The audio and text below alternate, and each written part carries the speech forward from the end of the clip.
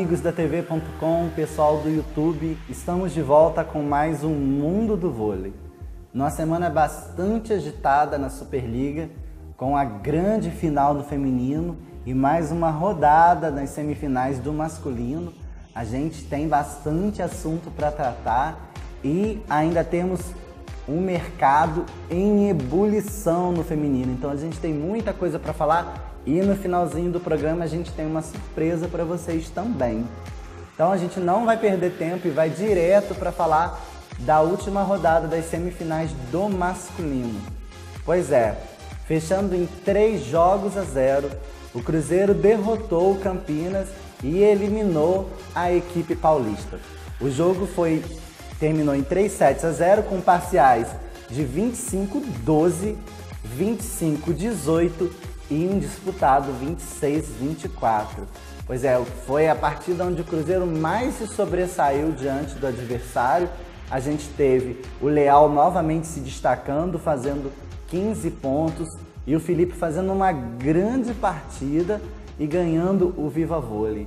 E aí, dessa forma, o Cruzeiro carimba mais uma final. Pois é, o time mineiro está em mais uma final de Superliga e já desponta como grande favorito.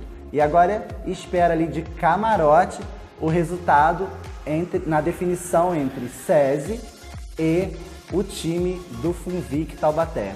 E olha que o último jogo dessa terceira rodada entre essas duas equipes pegou fogo. Quem esperava que o Taubaté também fosse fechar a série em 3 jogos, acabou se enganando. Pois é, tivemos um jogaço onde o SESI acabou vencendo por 3-2, com parciais de 35-37. Esse set foi enlouquecedor, gente. Eu tava assistindo em casa e quem pôde assistir também viu que foi extremamente disputado e terminando aí a favor do SESI em 35-17. O segundo set 25-21, 25-19 e aí veio a virada do SESI. Depois de Taubaté ter feito 2-1, ter colocado um pé na final, o SESI se desdobrou e conseguiu virar o jogo com parciais de 21-25 e 10-15. O Theo deu um show em quadra, fez nada menos do que 31 pontos e, claro, levou o Viva Vôlei para casa. E diante desse resultado, a gente pode ter ainda mais 1 ou 2 jogos, dependendo do resultado, é claro, para definir quem vai ser o próximo finalista e que vai enfrentar o poderoso Sada Cruzeiro na grande final. Pois é, depois desses 2 grandes jogos, quer dizer, o jogo entre o Sada e o Campinas nem foi um grande jogo assim, mas realmente Taubaté e SESI pegou fogo, foi um jogaço. No último domingo, a gente teve a super final, tradicionalíssima final da Superliga Feminina entre o Vôlei Nestlé Osasco e o Rexona Sesc Rio de Janeiro. Pois é, para muitos o Rio era amplo favorito e muita gente acreditava que seria até um 3-0. As pessoas todas do mundo do voleibol diziam que a final realmente da Superliga foi entre Rio e Minas, né? Aquela série de semifinal eletrizante e ali praticamente foi uma final antecipada. O Osasco esse ano não fez um grande investimento e por uma sorte, por decorrências do próprio campeonato, acabou chegando à final. Sem, claro, tirar os méritos do time, mas não era cotado para estar ali esse ano. A gente tinha o Praia, que estava muito bem, e o próprio Minas. Então, mas chegou. Chegou e Rio Osasco sempre é um grande clássico e tudo pode acontecer. Então, quem esperava 3-0 se decepcionou. Eu estive no ginásio, né? Foi uma festa belíssima. A equipe de Osasco fez muito barulho, a do Rio de Janeiro deu um show e foi uma festa sensacional, digna realmente de uma final de Superliga. E para coroar o campeonato, a gente teve 5 sets disputados. Alternadamente, cada equipe foi vencendo um set, até que no 5º set, o Rio de Janeiro convenceu a todos de seu favoritismo e fechou o jogo em 15-6. Esse foi o set mais fácil do jogo. O Osasco sentiu depois de ter vindo de um quarto set muito forte, onde ganhou até com uma certa facilidade. Quando todos esperavam que o time poderia realmente beliscar esse título, não foi o que a gente viu em quadro. O time sentiu, não jogou bem. A gente viu ali uma Tandara muito marcada durante todo o jogo. As opostas de Osasco se alternaram e, na verdade, nenhuma das duas convenceu, nem a Bielica, nem a Paula Borgo, né? Assim, a Bielica talvez bloqueando um pouquinho mais, sacando melhor, a Paula virando um pouquinho melhor as bolas, mas nenhuma das duas realmente fez a diferença que o time precisava, né? Então, a Paula muito marcada, o passe veio irregular, deu uma melhorada com a saída da Sérvia, né, da Malezevic, e a entrada da Gabizinha, que deu um show de defesas no Osasco. Mas eu acho ali que no quinto set, principalmente, faltou um pouco de cabeça para a Dani Lins. A distribuição dela não foi boa, sobrecarregou demais a Tandara e as pontas de uma maneira geral. O meio foi praticamente esquecido e facilitou muito o trabalho do Rio de Janeiro, né? Mais um título para o Rio, mas quem deu show, como eu falei, a Tandara fez 22 pontos e o Viva Vôlei foi da Drusila. Aliás, Drusila é um nome a ser lembrado nesse campeonato. A menina que era reserva, tem apenas 20 anos e botou a holandesa Ana no banco já na semifinal e deu outra cara para o time. Deu mais firmeza no passe, mostrou muita coragem nos ataques e deu mais volume de jogo para o time, né? Ela ganhou merecidamente o Viva Vôlei, apesar de que no tie-break, principalmente, a Jussiele deu um show, fazendo 6 pontos praticamente de cara no início do set, mas realmente a Drusila foi o nome das finais e coroou toda essa temporada do Rio de Janeiro, né? Então, a gente queria deixar aqui os parabéns para a equipe carioca, né, que chega a mais um título da competição. E parabéns também para o Lisomar e para a equipe de Osasco, que ninguém esperava que chegasse à final e fizeram um bom trabalho. Bom, depois de falar desse jogaço, a gente vai falar de uma grande craque agora no nosso Personalidades do Vôlei.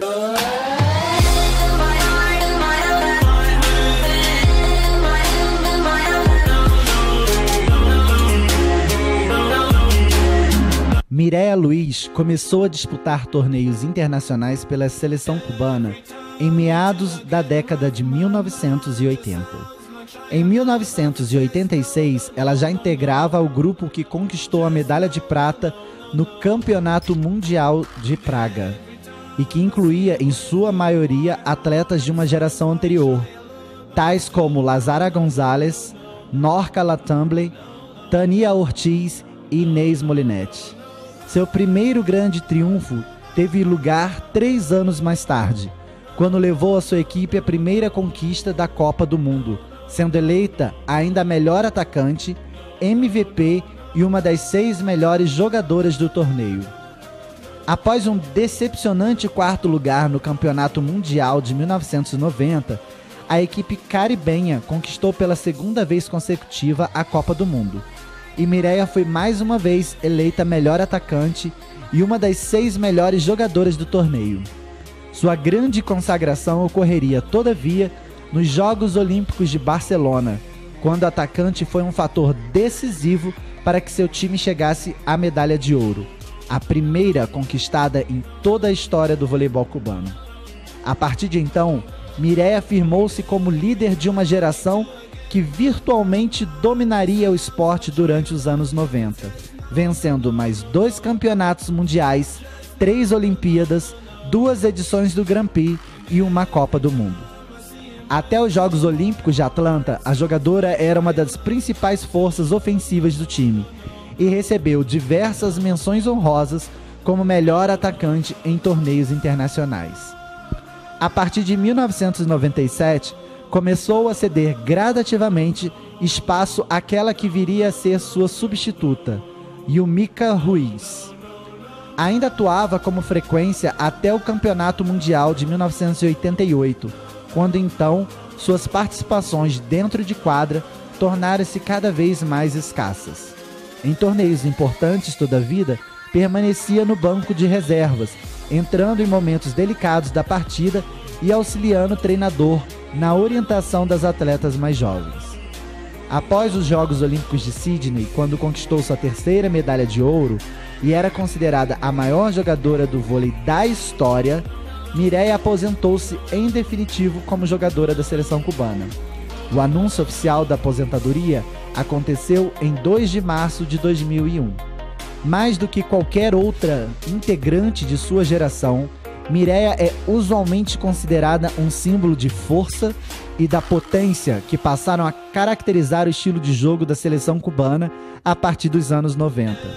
Apesar de possuir apenas 1,75 m de altura, estatura baixa para uma época em que muitas jogadoras de nível internacional chegavam a ultrapassar 1,90 m, ela era capaz de saltar mais de 1 metro do chão, atingindo em torno de 3,35 no momento do ataque. Aliada à grande versatilidade e a um vasto repertório de técnicas individuais, esta característica permitia à atleta fazer frente ao bloqueio da Rússia e à disciplina tática de equipes tais como o Brasil, 2 dos principais rivais que teve que superar ao longo de sua carreira. Mireia é usualmente classificada como ponteira, embora esta posição não tenha sentido preciso na seleção cubana, que ao contrário de todas as outras equipes que atuam no cenário internacional, ainda utiliza o esquema tático denominado 4-2, com 2 levantadoras ao invés de apenas uma.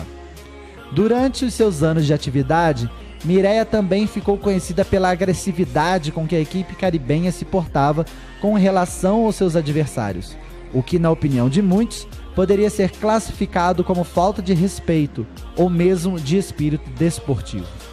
Durante os anos 90, o time de voleibol feminino de Cuba tornou-se célebre por debochar de seus oponentes, dissimulando gestos ofensivos em quadra, gritando gracejos na rede ou menosprezando as habilidades de outras jogadoras.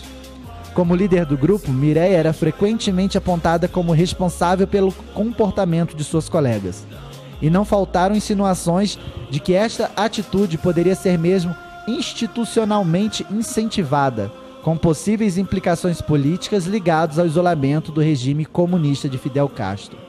Em entrevistas, a atacante sempre negou tais afirmações, minimizando a questão e atribuindo a intensidade dos conflitos à latinidade das jogadoras.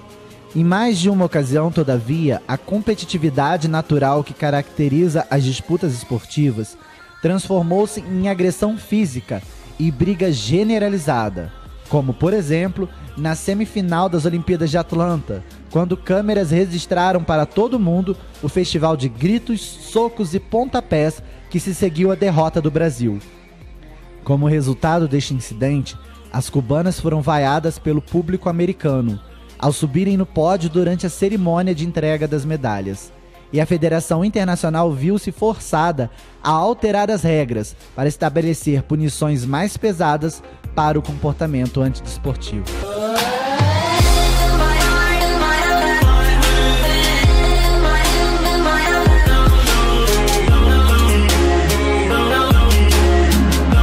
E depois da gente falar um pouco desse monstro sagrado que foi a Mireia Luiz, uma das maiores atacantes do mundo de todos os tempos, sem dúvida alguma, a gente vai direto para o saque rápido.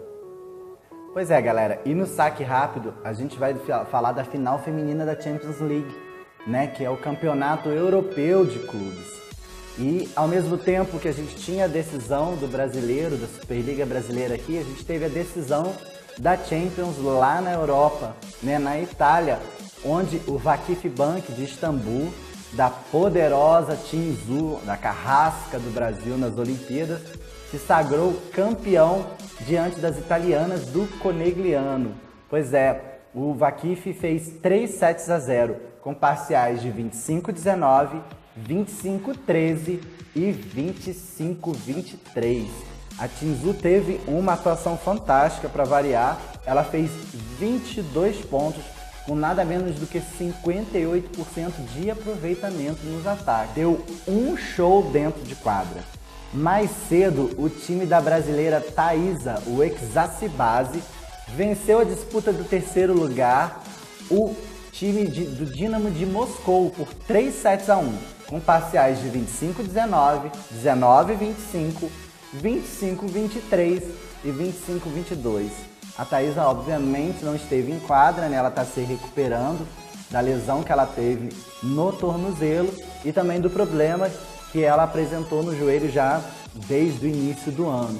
Então a Thaisa não pôde estar presente, mas as suas companheiras conseguiram vencer a partida e dedicar essa vitória, esse bronze na competição, né, para sua companheira lesionada. Bom, agora a gente vai para uma sessão que está pegando fogo nesse momento, principalmente no feminino. A gente vai para o mercado do vôlei. Bom, enquanto o mercado masculino ainda está bem devagar, o feminino está em ebulição.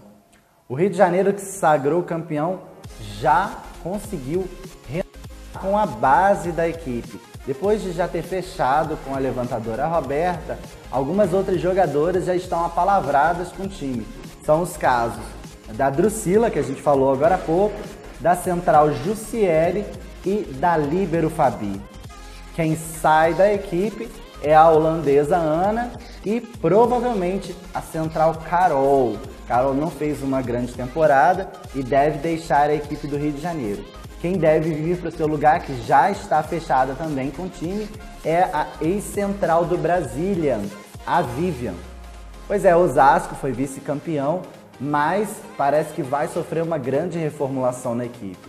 Ainda não se sabe se as estrangeiras ficam, mas a gente tem aí tanto a Dani Lins quanto a Camila Bright, que vão tirar um ano de folga por causa de gravidez. Ambas estão procurando engravidar, né? Dizem, inclusive, que a Camila já está até grávida, ainda não se confirmou oficialmente isso, mas as duas vão deixar o time. E tudo indica que quem pode vir para os seus lugares serão a Tássia, ex-líbero do Praia Clube, e a mais cotada para o lugar da Dani Lins hoje é a Macris, que era pretendida pelo Barueri de Zé Roberto. Então muita coisa ainda vai acontecer. A própria Tandara, que foi a grande referência do time, tem fortes propostas do exterior e ainda não renovou com a equipe. Então a gente vamos ficar de olho aí, porque muita coisa pode acontecer. O Praia, que a gente tanto falou na semana passada, vem se firmando como uma grande força, né? Já fechou com a Garay, ainda não é oficial, mas nos bastidores já é dado como certo. Renovou com as centrais Valeuska e Fabiana. Está praticamente certo também de levar a ponteira também, ex-atleta do Brasília, Amanda, que vai formar uma dupla muito interessante com a Garay. Já fechou com a Sueli líbero e parece que também com a Ananda, ex-levantadora do Pinheiros. Um timaço aí muito bem montado, faltando definir a oposta, que pode ser realmente a Destiny Hooker. E esse time comandado pelo grande Paulo Coco, ex-técnico do Minas, né, auxiliar do Zé Roberto Guimarães na seleção, e com certeza vai fazer um grande trabalho na equipe. Falando do Minas, o Minas já renovou com Pridaroite, com a central Mara, Rosa Maria, Leia e Carol Tormena. Mas parece que Nayane, que já estava praticamente certa, pode deixar a equipe e ir para Barueri. Aliás, quem já foi para o Barueri foi a central do Minas, a Fran. A Fran, que sempre entrou durante essa temporada para executar principalmente o fundamento de saque, parece que já fechou com o time do Zé Roberto Guimarães. Agora, uma das grandes sensações dessa temporada, a ponteira oposta Edinara, revelada aí pelo São Caetano, está sendo bastante disputada no mercado. Tanto o Rio de Janeiro quanto o Barueri tem muito interesse na jogadora e que grande sorte dessa menina, né? Porque ela está despontando aí, fez uma grande Superliga e está sendo disputada nada mais, nada menos do que por Bernardinho e Zé Roberto Guimarães. Eu acho que é fechar o olho e ir na coragem, porque com certeza ela vai estar em excelentes mãos. É claro que o Rio de Janeiro hoje é um time muito superior ao Barueri, né? Tem uma estrutura muito maior, mas ser treinada por qualquer um desses dois é com certeza um sonho de qualquer atleta, né? Então a Edinara vem aí para escolher entre, a princípio, o Barueri e o Rio de Janeiro. E aliás, o Rio de Janeiro, a gente está surgindo uma novidade muito interessante, que é a possível contratação da oposta do Azerbaijão, a Polina Raminova.